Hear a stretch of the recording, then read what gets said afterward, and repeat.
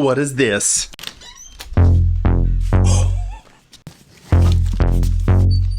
Yep. There it is. I just bought a new Helix. Why would I do that? So Line 6 is throwing a party tomorrow and everyone's freaking out. Everybody is like, is this it? Is this the time where we finally get a Helix 2? And meanwhile, I just bought a brand new Helix LT. Why would I do that? Did I miss the memo? No, not at all. Actually, I think this thing has more value than ever. Let me tell you why. So there's been a lot of speculation, honestly, over the years of us getting a Helix 2. Why? Because, well, the Helix is 10 years old. The party tomorrow is to celebrate the 10-year anniversary of Helix. 10 years in technology is a long time. Look at that. Also, I got an LT instead of the floor. Why would I do that?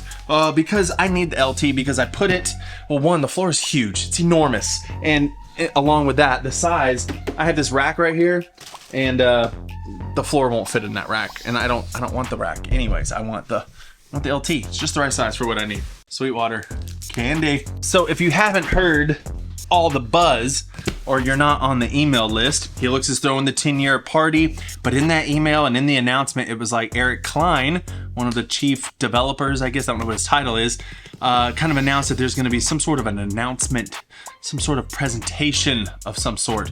Well, why would they, what are they gonna present? They've never done this before. And a lot of people got invited to go out there. I'm not gonna go, because I didn't get invited. But immediately, everyone's speculating about a Helix 2.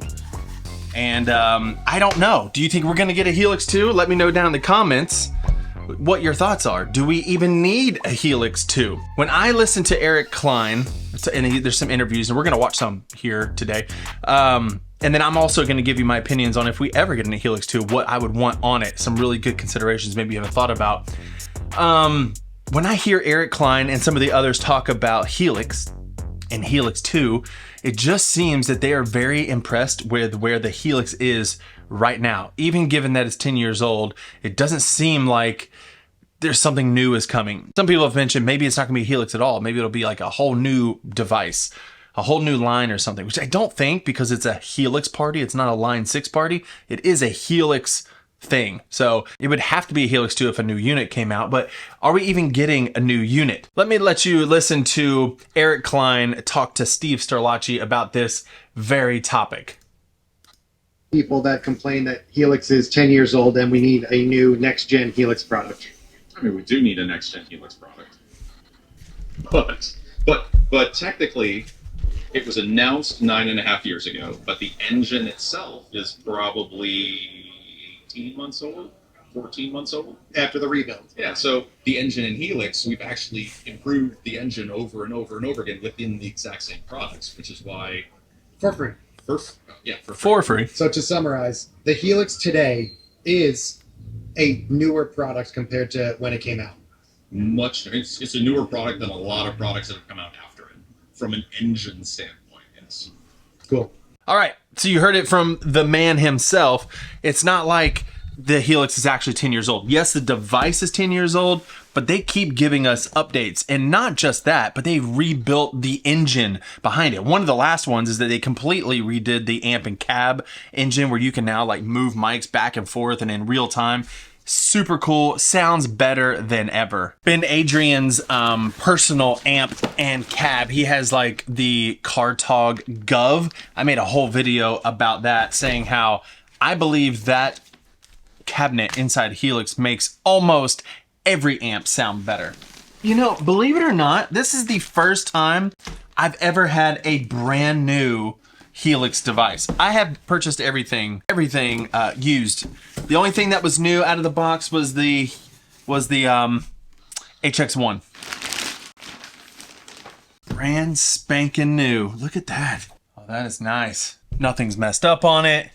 No scratches, no dings. So the cool thing about Helix is that they don't really owe us anything. With all these updates, you know, they bring a product out 10 years ago and they keep updating, they keep rebuilding, where other devices, other units have come out with other brands. They just drop the unit, and then it just stays there. It's the same. Not with Helix. And with so many people, it's almost like a curse. It's like because they've updated it so much, they've almost conditioned everybody to just want more and more for absolutely free. You know, and so people can lose perspective on what they have compared to like other units and other companies and stuff. So let's just take a moment and share some appreciation down in the comments for Line 6 for taking care of us all these years. Thank you so much. But why buy a new Helix LT? Well, my other one was showing some age. You know, it's been used. Like I said, I've purchased everything used. So it was used when I bought it years ago, and I use it all the time. And if I were to just get right down to it, the unit that I trust the most, and I've said this multiple times on the channel, the pedal board that I trust the most when it counts, when it matters, if I get invited to play somewhere where they're paying me good money and I have to sound good and I have to trust the unit, I bring the Helix. There's just nothing better. There's nothing better. It sounds amazing, but it's not just the unit itself. It's not just about DSP. Yes, there are DSP monsters out there. This is a workflow situation. You know, the workflow of the Helix is just top notch, especially when you consider Snapshots. Snapshots is one of those things that Line 6 introduced, and they have just changed the workflow behind everything. And other companies have followed suit and copied them. Listen to this little snippet from an interview that Eric Klein said about one of his biggest moments in Line 6. He's talking about Snapshots. What about you? This going back a ways, but probably Snapshots. When Idea Scale kicked off right after Helix, everybody was asking for, there were all sorts of requests, but there were probably 11 or 12 that we realized could be solved with a single feature, and that was Snapshots. And it's a pretty big feature. It does a lot, it encompasses a lot, and it's evolved over the years. But and people had done things like scenes before, but we actually looked at the digital mixer, market when we were looking at this, and what it turned out to be was less of a feature and more of a sort of set of tools, to be able to very quickly change the bypass states of all of your things, and also change the any parameter you want, but also spit out MIDI stuff from the command center. So it was this big thing of tools, and what turned out, what we thought was pretty straightforward ended up evolving over time, and people started using it, and in some ways abusing Snapshots to make it do things that we didn't even think we could do. So for example, once they learned that they could assign stomp switches per snapshot, they realized, oh, I can set up a sequence of snapshots from a single foot switch, and I can just sequence through all of the sections of my song, and they still have access to all of their stomps on there as well. And when I first saw the YouTube video, I can't remember who did it first, but I'm like, that's awesome. I didn't even know Snapshots could do that. But the fact that we built this set of tools, and the fact that now like 3 or 4 other companies do it exactly the way we do it, means that we must have done it right. Yeah. So. Yeah, it's a huge improvement to workflows. Something where you would have taken hundreds of presets that were almost exactly the same from one another and just build them up next to one another, and now it's just a handful of presets and so all snapshots. Was it preset per song and then snapshot per section? Yep. So that's Snapshots. And if you're like, oh, I've heard about Snapshots, but I don't know how to use them, or if you're just wanting good tones for Sunday, check out my Sunday Ready Pack. I designed it specifically so that you could get the sounds you want immediately and spend that time nailing the part rather than trying to dive through a bunch of menus trying to figure out how to use your unit. I do think it's important for you to use your unit to understand what's going on so you can make changes on the fly. And I have tons of videos on this channel, tutorials teaching you how to do that. But one of the best ways just to get tone immediately, especially dialed in for worship, is to grab some quality presets. These are my 10 premium presets, no matter what device you have: Podgo, HX Effects, HX Stomp, HX, Helix, the XL, all of it. Even the Pod Express. So check those out if you are interested. Click the link below. I appreciate it. Now, what if they actually do drop a Helix 2? Well, you better believe I'm gonna get it. Yes, I love the original Helix, but if they drop a Helix 2, that means they've thought through several things and they're adding new things. What would that be? We can dream and speculate. Let me know down in the comments. Things of note is that it could introduce capture tech, kind of like the Tonex and the Quad Cortex. For me, I don't need that.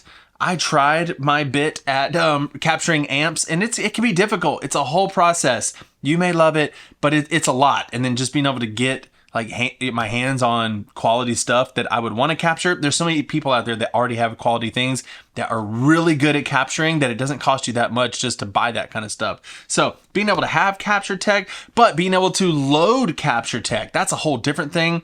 There's one other guy who did a video. I don't have that video pulled up. There's a whole video where he goes into like the DSP and what like NAM captures, how much DSP they actually use. And like, there's no way that would fit in the Helix, but could Helix do their own version of that in a new unit?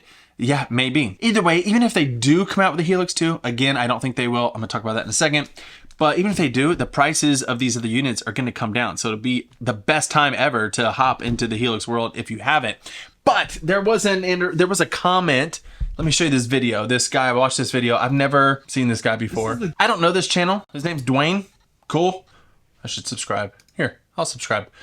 And I'll like the video because I watched it. And I do like it. It's very helpful. And he's actually the one that talked about the DSP and the NAM captures and how it won't work. But he came out with this video the other day, 6 days ago. Eric Klein just killed your Line 6 Helix 2 dreams. And it was this comment that he saw on a Steve Sterlacci post. Let's watch this together. Wireless, which kind of makes sense. But if you go down, there's a comment from Eric Klein. So he's like the chief product architect or something around that lines at Line 6 for the Helix. So he's kind of a big cheese at Line 6. And he comments, oh, geez, I think we might be setting people up for disappointment here. It's mainly just a 10th anniversary party, people, to make up for not doing anything at NAMM the past few years. So okay, so then he kind of just debriefs that, and I agree, unless he's just lying to throw us off the scent or something, maybe. But I went to NAMM a few years ago, and I was like all pumped to meet the Line 6 people, and like no one was there. There was just an HX Stomp, and the new DL4 Mark II was sitting over there in a corner, and it just wasn't a very big presence. So I get what he's saying. And Eric Klein's like, oh yeah, this is just a big party to get everybody together. We're not announcing a new product. Again, could be throwing us off the scent, but I don't think so. Because I don't think we need it. I don't think we're there yet. That's just my 2 cents. But I do think there are some updates that we could use. 2, to be specific. 1 is the Flex option. And this can come with a software update. Maybe they do a new 4.0 engine update, whatever. And they do the Flex thing that they do in the HX1. So if you don't know, you can set parameter changes for a foot switch. So instead of clicking on and off a reverb, you can set the mix and the decay to be a nice short, light reverb, and then click it again and make it have a long tail and a lot of mix. Or like you could do it reverse, have that be your big ambient reverb and then click it and it'll go back down. But those clicks are instantaneous. It's like big ambient down to your second setting. What Flex does is it allows you to adjust how quickly and at what rate and even like the swoop of how it moves all those parameters. And so it's highly customizable, which I would love that. That would keep me from having to use 2 separate reverbs. I could use one big ambient reverb that also sounds good when you bring the mix and the decay down and have that trail down at a nice natural pace, kind of like my Jet Revelation. You have the live setting, which I usually put it on just a regular reverb sound. And then the preset has a super ambient sound. And when you go between the two, there's this like, when you shut off the preset and go back to your normal state, it's like a 5-second, it blinks for like 5 seconds and it gradually goes back to those other settings. That is what Flex does. And they have it in the HX1, but they have not given it to us yet in the Helix or the HX Stomp stuff. So please bring us that. That would be a game changer. The next thing is, since we were just talking about snapshots, is more snapshots. Now, I'm not a programmer, designer. I don't even know if this is possible, but I think it is. Right now, the Helix has 8 snapshots. The HX Stomp XL and the Pod Go and the HX Effects have 4 snapshots, while the HX Stomp only has 3. And I think that makes total sense because it corresponds to how many foot switches you have on each device. So like for the Helix, 2 of these right here are mode and tap. The 2 on the edge are up and down, and these 8 in the middle can correspond to when you click snapshot mode, you can see your snapshots up on the screen and click which one you want. Same with the Pod Go, you have like, and the HX Stomp XL, you have 6 buttons, but if you were in 4 stomp mode, you could be in snapshot mode and pick your 4 snapshots and jump to them. So I understand why there's a limitation of snapshots, but I think the way people use them, the way I use them, I don't jump to snapshot mode. I just set my toggles to toggle through my snapshots. So I'm not limited by 4. I'm only limited by 4 because that's all there are in the XL or 3 in the HX Stomp. I say give us 8 in all the devices and let us just scroll through. Kind of like Eric Klein was just saying. He was like, oh, I didn't even think that people could use it that way. You can set up a command center switch to just cycle through different snapshots. So since that is the use case, give us more snapshots. You could give us 16 or 20, enough to have a whole set list. Because for me, I typically make a song per snapshot rather than a song per preset like he was saying in the video. But maybe that would change that if we had more snapshots. Maybe I wouldn't. I just think, I don't know if it would increase the DSP or if it would increase, like, if it would be not doable because of DSP, because you're really not changing anything. All the DSP heavy effects are just there. You're just saving them at different parameters and on and off states. So I don't know that it would take any more. Obviously, if you had 8 snapshots, you'd have to save 8 snapshots in the HX Stomp rather than 3. So that might take up a little more DSP. But if not, please just give us more.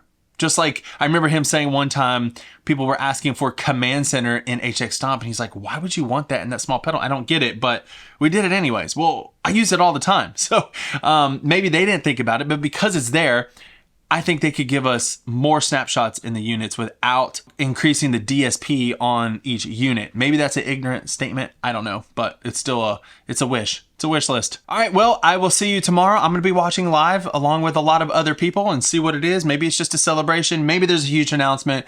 We will find out. If there's something big, obviously I'm going to make some content and respond to it. So make sure you subscribe. Check out the presets. I'll see you in the next video. Goodbye.